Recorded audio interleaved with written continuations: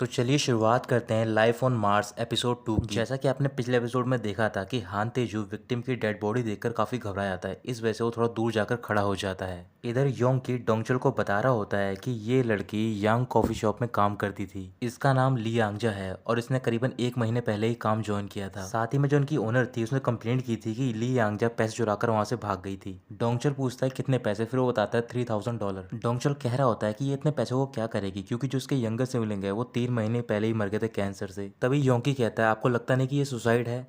ली यांगजा ने ऊपर से कूद के जान दे दी है। वहां पर कई सारे रिपोर्टर की भीड़ होती है। तभी उनमें से एक रिपोर्टर आता है जिसका नाम होता है रिपोर्टर बे, और उसे देखकर डोंगचल काफी परेशान हो जाता है। डोंगचल रिपोर्टर बे के पास जाता है। फिर रिपोर्टर बे पूछ रहा होता है किस टाइप का केस है, क्या ये असॉल्ट है या फिर सुसाइड है। डोंगचल कह रहा होता है कि अभी हमें नहीं पता है। इसके बाद रिपोर्टर बे अपनी डायरी में लिख रहा होता है कि एक लड़की की लाश मिली है, लेकिन पुलिस को अभी तक पता भी नहीं है कि ये क्या हुआ है। ये लिखने के बाद वो पूछ रहा होता है क्या मैं इस तरीके से अपना आर्टिकल लिख सकता हूँ, अगर नहीं तो फिर आपको मुझे कुछ जूसी खबर देनी होगी, कहीं ये मर्डर तो नहीं। तो फिर डोंगचल कहता है ऐसा कुछ भी नहीं है। हान तेजू यांगजा की बॉडी के पास जाता है। वो देख रहा होता है उसके हाथों की नेल पॉलिश। फिर वो शॉप पे लगे हुए ब्लड को देखता है। इसके बाद वो नामशिक को बुलाता है और उससे पूछ रहा होता है कि यहाँ पर पोस्टमार्टम कहाँ पर होता है। नामशिक कह रहा होता है कि हमें इसकी क्या जरूरत है, ये तो एक सुसाइड है। हान तेजू कह रहा होता है कि सुसाइड नहीं किया। फिर वो आगे की ओर बढ़ता है और बोल रहा होता है कि ये एक मर्डर है। ये कहकर वो बाहर की ओर चला जाता है और ये बातें रिपोर्टर बे सुन लेता है। डोंगचल गुस्से में तेजू के पास जा रहा होता है तो फिर रिपोर्टर बे उसे रोकता है। फिर डोंगचल उसे बता रहा होता है कि वो एक साइको है, तुम उसकी बात मत समझना। हान तेजू एक गली में जा रहा होता है और वो कह रहा होता है क्या ये किम इन सुक ने किया है, लेकिन ऐसा नहीं हो सकता क्योंकि वो सिर्फ 8 साल का है 1988 में, या फिर वो मेरे साथ भी यहाँ पर आ गया है। जो कुछ भी हो ये इंसिडेंट किम इन सुक से रिलेटेड लगता है। मुझे कल्प्रिट को ढूंढना होगा और साथ ही में ये पता लगाना होगा कि मैं यहाँ पर क्यों आया हूँ। कुछ देर बाद हान तेजू एक गली में अकेला होता है। तभी वहाँ पर डोंगचल पहुंच जाता है और गुस्से में उसका कॉलर पकड़ के बोल रहा होता है कि तुम्हारी प्रॉब्लम क्या है, तुमने इसे मर्डर केस बना दिया, क्या तुम ऐसे सियोल में इन्वेस्टिगेट करते थे।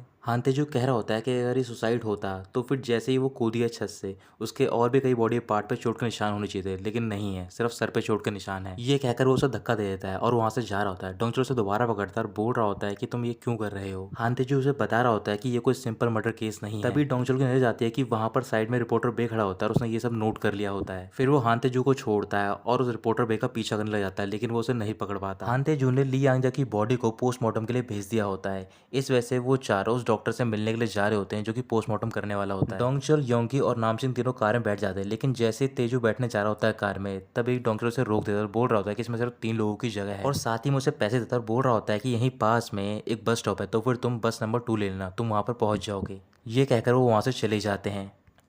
जाते टाइम डोंगचल बहुत ज़्यादा खुश होता है। योंकी बोल रहा होता है करीबन शायद वो शाम को ही वहाँ पर पहुँच पाएगा जितना वो दूर है। थोड़ी देर बाद डोंगचल फॉरेंसिक डिपार्टमेंट के बाहर पहुँच जाता है और वो देखता है कि वहाँ पर एक कार पार्क होती है उसकी कार के सामने। डोंगचल नीचे उतर रहा होता है उस कार को साइड हटाने के लिए। तभी वो देखता है उस कार में से हान तेजू बाहर निकलता है। डोंगचल के साथ योंकी और नामचिक बाहर निकलते हैं। तो फिर जो हान तेजू होता है वो टैक्सी में आया था, उसका ड्राइवर बाहर निकलता है और वो डोंगचल से बोल रहा होता है कि इसका बिल हो गया है $9.59। डोंगचल हैरान होता है। फिर हान तेजू बोल रहा होता है कि आपने मुझसे कहा था कि आप मुझे ट्रांसपोर्टेशन के लिए पैसे दोगे तो फिर आप दे सकते हो। ये कहकर वो डिपार्टमेंट के अंदर चला जाता है। जब वो वहाँ पर पहुँचता है तो फिर वो बहुत ज़्यादा हैरान होता है और वो नामचिक से पूछ रहा होता है क्या यहीं पर पोस्टमार्टम करा जाता है, ये तो एक हेल्थ सेंटर है। डोंगचल हाँ कहता है। फिर वो चारों अंदर चले जाते हैं। अंदर पहुंचने के बाद डॉक्टर ने चेकअप कर लिया होता है। फिर वो सबको बता रहा होता है कि ये एक सुसाइड नहीं है क्योंकि इस लड़की के सर पे वार किसी भारी चीज से किया गया है। तभी हान तेजू डॉक्टर से पूछ रहा होता है कि इसके हाथ पे व्हाइट पाउडर लगाया वो क्या है। डॉक्टर उसे चेक करता बोल रहा होता है कि अभी मुझे ढंग से चेकअप करना होगा तभी मैं बता पाऊंगा। हान तेजू बोल रहा होता है कि शायद इसके नाखून में मर्डर का डीएनए भी मिल सकता है, आप उसे भी चेक करना। डीएनए सुनते ही वो तीनों हैरान होते हैं और पूछ रहे होते हैं कि ये डीएनए क्या है। डॉक्टर कह रहा होता है कि ऐसी टेक्नोलॉजी नहीं है, मुझे इसके लिए इसे अमेरिका भेजना पड़ेगा और उसके लिए कई महीने लग जाएंगे, लेकिन मैं काफी सरप्राइज हूँ, तुम्हें डीएनए के बारे में पता है, तुम इन तीनों इडियट से काफी डिफरेंट हो। डोंगचल कह रहा होता है कि हमारे में डिफरेंट क्या है, भले ही मुझे डीएनए नहीं पता लेकिन मैं क्रिमिनल को पकड़ सकता हूँ। ये कहकर वो वापस स्टेशन लौट जाते हैं। उनके स्टेशन पहुंचने के बाद वहां पर उनका चीफ पहुंच जाता है जिसका नाम होता है किम क्योंग से। चीफ किम बहुत ज़्यादा गुस्से में होता है, उसके हाथ में एक न्यूज़पेपर होता है। फिर वो डोंगचल के पास जाके बोल रहा होता है कि तुम इस आर्टिकल को बाहर कैसे आने दे सकते हो। डोंगचल देखता है कि उस आर्टिकल में उस लड़की की फोटो लगी होती है और लिखा होता है इंसंग सीरियल मर्डर केस। इसके बाद चीफ किम सबको डांट रहे होते हैं और बोल रहे होते हैं कि तुम्हें ढंग से काम करना चाहिए। उन्हें डांटने के बाद वो हान तेजू की ओर देखते हैं और उससे बोल रहे होते हैं क्या तुम यहाँ पर न्यू हो, क्या तुम्हें ये नहीं सिखाया गया कि तुम्हें सल्यूट करना चाहिए अपने सीनियर को।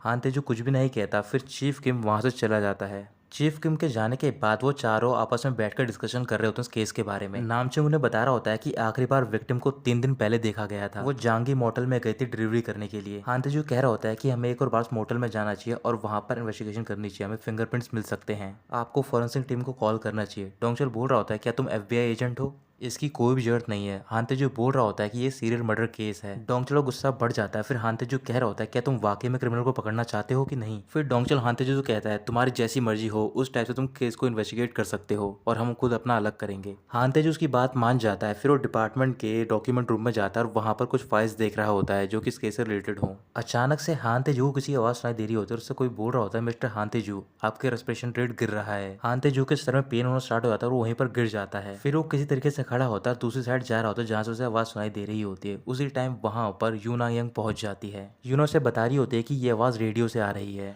फिर वो हानतेजू से पूछ रही होती है कि आप यहाँ पर क्या कर रहे हो। हानतेजू कह रहा होता है कि अगर ऐसा ही कोई केस से रिलेटेड सिमिलर फाइल हो तो फिर वो मुझे चाहिए।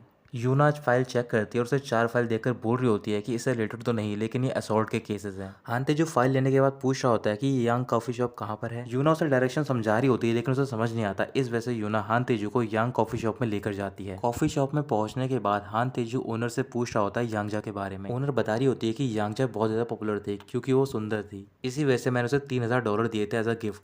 हानतेजू पूछ रहा होता है क्या तुम्हें उस पर्सन की आवाज याद है जिसने उसे बुलाया था। ओनर कह रही होती है कि मुझे याद तो नहीं, लेकिन वो पर्सन यंग लग रहा था। इसके बाद हानतेजू ओनर से पूछ रहा होता है कि मुझे लिस्ट चाहिए यांगजा जहाँ जहाँ गई थी उस दिन। ओनर बता रही होती है कि वो लिस्ट मैंने पहले ही दे दी है पुलिस ऑफिसर को। कॉफी शॉप के एक रूम में डोंगचल, योंकी और नामचिक बैठे होते हैं और वहां पर वो पॉन देख रहे होते हैं। हानतेजू उस रूम में जाता है और उसे देखकर नामचिक टीवी ऑफ कर देता है। हानतेजू कह रहा होता है क्या तुम इसी टाइप से इन्वेस्टिगेशन करने वाले हो। डोंगचल खड़ा होता है और वो देखता है कि यूना आई होती है और उसे पूछ रहा होता है कि तुम यहाँ पर क्या कर रही है। यूना बता रही होती है कि मैं हानतेजू को यहाँ पर लेकर आई हूँ क्योंकि उसे रास्ता नहीं पता था। यूना वहां से बाहर चली जाती है। हानतेजू देखता है कि टेबल पर वो लिस्ट रखी होती है और जैसे ही वो उसे लेने जा रहा होता है तभी डोंगचल वो लिस्ट ले लेता है। फिर कॉफी शॉप की ओनर वहां पर आती है और पूछ रही होती है क्या वाकई में सीरियल मर्डर केस है, क्योंकि एक लड़का उसे फॉलो कर रहा था। वो भी हमारे यहाँ पर काम करता था लेकिन उसने एक दिन पहले ही जॉब छोड़ दी थी ली यांग जाके गायब होने से पहले। फिर हानतेजू पूछता है कि वो लड़का कहाँ पर है और ओनर उसे एड्रेस बता देती है। फिर वो दोनों एक कैरियोके शॉप में जाते हैं और वहां से उस पर्सन को लेकर आते हैं। उसका नाम होता है चोपाल बॉक। वो चोपाल को ले जाकर स्टेशन में बहुत ज्यादा पीटते हैं। उसे पीटने के बाद हानतेजू चोपाल से पूछ रहा होता है कि तुमने आखिरी बार यांगजा को कब देखा था। चोपाल बता रहा होता है कि मैं 3 दिन पहले उससे मिला था। फिर हानतेजू पूछता है कि तुमने किस बारे में बात की है। चोपाल कहता है कि मैंने ऐसे ही बात की थी। फिर डोंगचल योंकी को इशारा करता है, तभी योंकी उसे किक मार देता है। डोंगचल हानतेजू के पास जाता है, उसे ताली मारकर बोल रहा होता है कि अब मेरी बारी है, तुम यहाँ से हटो। डोंगचल चोपाल के पास जाता है और उससे बोल रहा होता है कि अगर तुमने कुछ ऐसा बोला कि मुझे कुछ याद नहीं और ना ही मैं कुछ जानता हूँ तो फिर तुम समझ जाना तुम्हारा इल्जाम क्या होगा। अब मैं क्वेश्चन पूछूंगा, क्या तुमने ही यांगजा को मारा है। चोपाल मना करता है और बोल रहा होता है कि मैंने उसे फॉलो जरूर किया था क्योंकि मैं उसे पसंद करता था और वैसे भी कई लड़के उसे फॉलो करते थे। एक होलीजन था, एक टीचर था और एक सोल्जर भी था। डोंगचल रिकॉर्ड चेक करता है और वो बोल रहा होता है कि तुम्हारे खिलाफ तो सेक्सुअल हैरेसमेंट का केस भी है, इसका मतलब तुमने ही उसे मारा है। ये कहकर वो उसे बुरी तरीके से पीटने लग जाता है।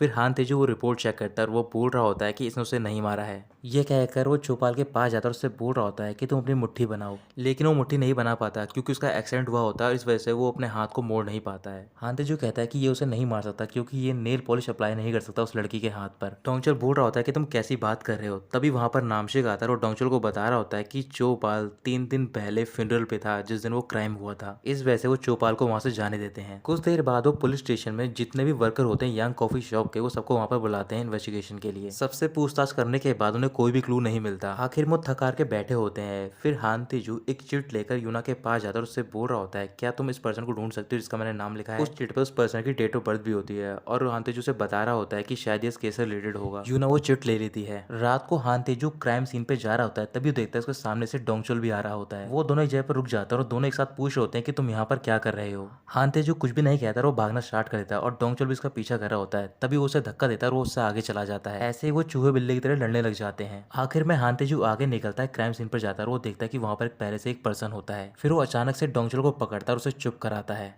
फिर वो दोनों एक साथ मिलके उस पर्सन को पकड़ने के लिए जाते हैं और जैसे वो वहां पर पहुंचते हैं वो देखते हैं कि वो पर्सन यूना होती है। हानतेजू यूना के हाथ में से एक डायरी लेता है और डोंगचल उससे पूछ रहा होता है कि तुम यहाँ पर क्या कर रही हो। हानतेजू देख रहा होता है कि यूना ने डायरी में लिखा होता है जो कल्प्रिट है उसकी हाइट 170 मीटर होगी और इस क्राइम का कोई भी पैटर्न नहीं है। डोंगचल कह रहा होता है कि तुम यहाँ पर क्या करने आई हो। यूना बोल रही होती है कि मैं काफी ज्यादा क्यूरियस थी, इस वजह से यहाँ पर आई हूँ। हानतेजू पूछ रहा होता है कि तुम किस बारे में क्यूरियस थे। फिर यूना बता रही होती है कि जो ये खून के धब्बे लगे उस बारे में, क्योंकि ये धब्बे तब आए हैं जब उस लड़की को यहाँ पर बिठाया गया है और उसका सर इससे लग के सरक गया है नीचे।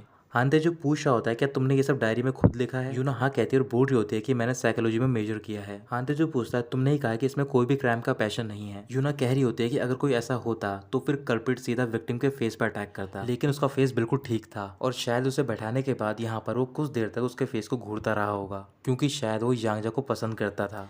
ये सुनते ही डोंगचुल ताली बजाता और बोल रहा होता है कि तुम तो एक नोवेल लिख सकती हो, तुम्हारी इमेजिनेशन काफी कमाल की है। हान तेजू कह रहा होता है कि ऐसा कुछ भी नहीं है, शायद ये एजम्पशन बिल्कुल ठीक भी हो सकती है। इसके बाद यूना एक रिपोर्ट निकालती है और डोंगचुल को बता रही होती है कि एक मिसिंग पर्सन की रिपोर्ट आई है। इसकी मॉम ने रिपोर्ट करी है और करीबन कल से ये लड़की गायब है और ये लड़की भी एक कॉफी शॉप में काम करती है। ये सुनते हुए हैरान हो जाते हैं। फिर वो पुलिस स्टेशन जाते हैं और वहां पर उस लड़की के बारे में इन्वेस्टिगेशन कर रहे होते हैं। उस लड़की का नाम होता है किम ऑक जू। काफी देर तक इन्वेस्टिगेशन करने के बाद नामशी को पता चलता है कि ऑक जू बोसो कॉफी शॉप में काम करती है। वो कल एक डिलीवरी करने के लिए गई थी और वहां से वापस नहीं है और वो जहां पर डिलीवरी करने गई थी वो जगह है डोंसोंग इन। तभी डोंगचुल यूना को ऑर्डर देता है कि वो कॉफी शॉप में जाए और वहां पर पता लगाए कि ये लड़की वाकई में जो गायब हो गई है। इसके बाद वो चारों उस इन में जाते हैं जहां पर ऑक्जू गई होती है। इनमें पहुंचते ही हान तेजू डोंगचुल उस रूम में जाते हैं जहां पर ऑक्जू ठहरी होती है, लेकिन उनके जाने से पहले ही वहां की जो ओनर होती है उसने उस रूम की साफ सफाई कर दी होती है। डोंगचुल कह रहा होता है कि अब सब कुछ खराब हो गया है। अचानक से हान तेजू रूम के अंदर जाता है और वो देखता है टेबल के पास शुगर फैली होती है, उस पर कई सारी चींटियां लगी होती हैं। नामचिंग और योंकी भी वहां पर पहुंच जाते हैं। योंकी डोंगचुल को बता रहा होता है कि यूना ने कंफर्म कर लिया है वो लड़की ऑक्जू ही है और जिस लड़के ने ऑक्जू को यहाँ पर बुलाया था उसकी हैंड राइटिंग बिल्कुल यांगजा के केस से मैच खा रही है। डोंगचुल हानतेजू की ओर देखता और बोल रहा होता है तुम क्या कर रहे हो, और ये कहकर वो अंदर आ रहा होता है। हानतेजू से वहीं पर रोक देता है। फिर वो बाहर जाता है और एक कप में साबुन का पानी घोल कर लेकर आता है। उसे घोलने के बाद हानतेजू उस पानी को उस जगह पर फैला देता है जहाँ पर शुगर फैली हुई होती है। डोंगचुल, योंकी और नामची को कुछ भी समझ नहीं आता। फिर वो देखते हैं कुछ देर बाद जहाँ पर उसने पानी फैलाया होता है वहां पर फुट के निशान आ जाते हैं। वो तीनों चौंक जाते हैं और बोल रहे होते हैं कि जिसके भी ये शू के सोल हैं वो काफी यूनिक हैं। डोंगचुल ध्यान से देखता है और बोल रहा होता है कि ये एक सोल्जर के शू के निशान हैं। फिर वो योंकी को ऑर्डर देता है कि तुम सारे जितने भी आसपास के मिलिट्री स्टेशन है वहां पर कॉल करो और पूछो कि उस दिन कौन वेकेशन पर था जिस दिन ऑक्जू गायब हुई है।